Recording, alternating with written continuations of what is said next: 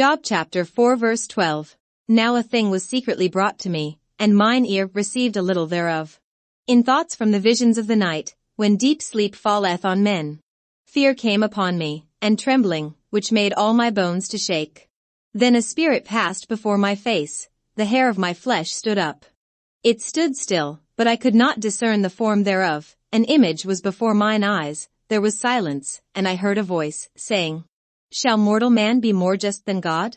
Shall a man be more pure than his Maker? Behold, he put no trust in his servants, and his angels he charged with folly. How much less in them that dwell in houses of clay, whose foundation is in the dust, which are crushed before the moth. They are destroyed from morning to evening, they perish forever without any regarding it. Doth not their excellency which is in them go away? They die, even without wisdom. Job chapter 5. Call now, if there be any that will answer thee, and to which of the saints wilt thou turn? For wrath killeth the foolish man, and envy slayeth the silly one.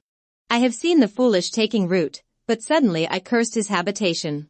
His children are far from safety, and they are crushed in the gate, neither is there any to deliver them.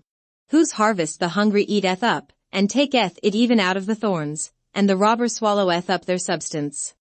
Although affliction cometh not forth of the dust, neither doth trouble spring out of the ground. Yet man is born unto trouble, as the sparks fly upward. I would seek unto God, and unto God would I commit my cause. Which doeth great things and unsearchable, marvelous things without number. Who giveth rain upon the earth, and sendeth waters upon the fields. To set up on high those that be low, that those which mourn may be exalted to safety. He disappointeth the devices of the crafty, so that their hands cannot perform their enterprise. He taketh the wise in their own craftiness, and the counsel of the froward is carried headlong.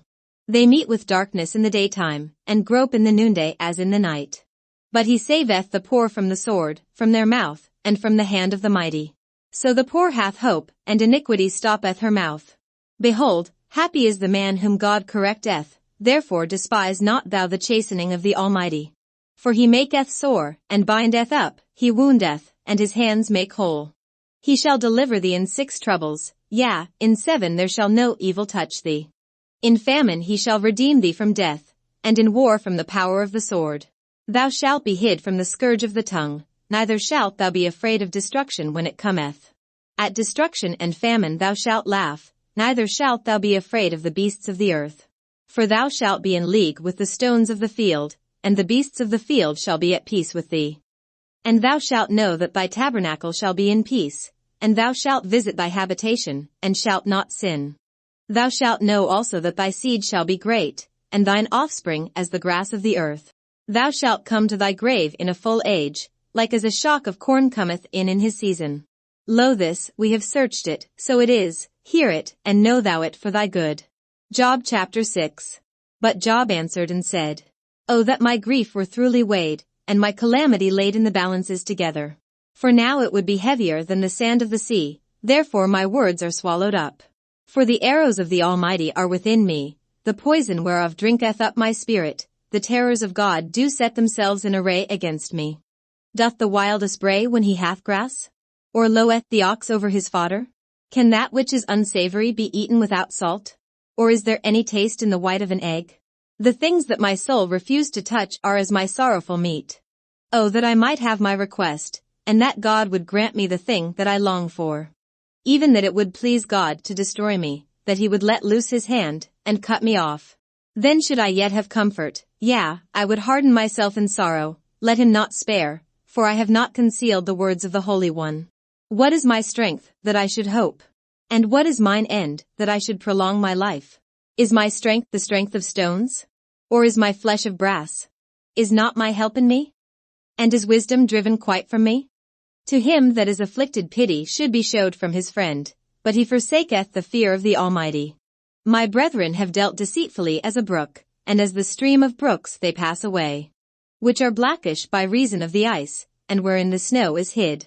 What time they wax warm, they vanish, when it is hot, they are consumed out of their place. The paths of their way are turned aside, they go to nothing, and perish. The troops of Tema looked, the companies of Sheba waited for them. They were confounded because they had hoped, they came thither, and were ashamed.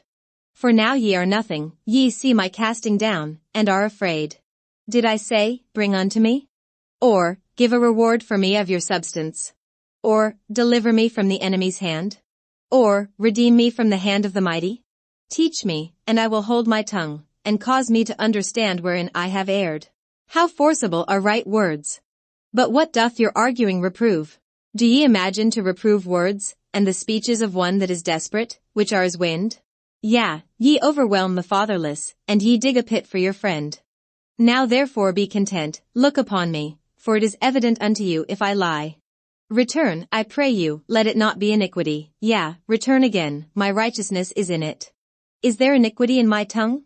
Cannot my taste discern perverse things? Job chapter 7. Is there not an appointed time to man upon earth?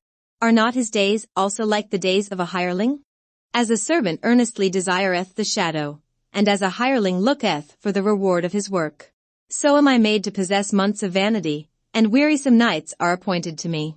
When I lie down, I say, when shall I arise, and the night be gone? And I am full of tossings to and fro unto the dawning of the day.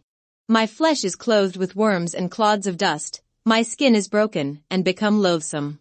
My days are swifter than a weaver's shuttle, and are spent without hope.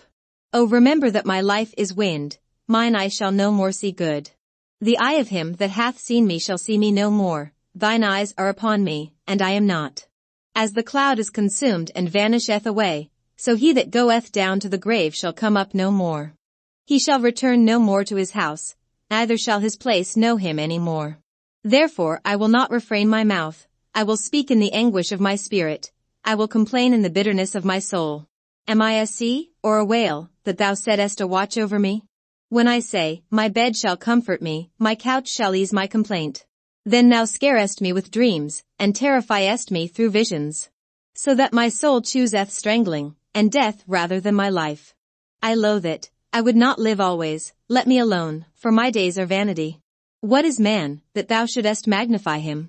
And that thou shouldest set thine heart upon him? And that thou shouldest visit him every morning, and try him every moment?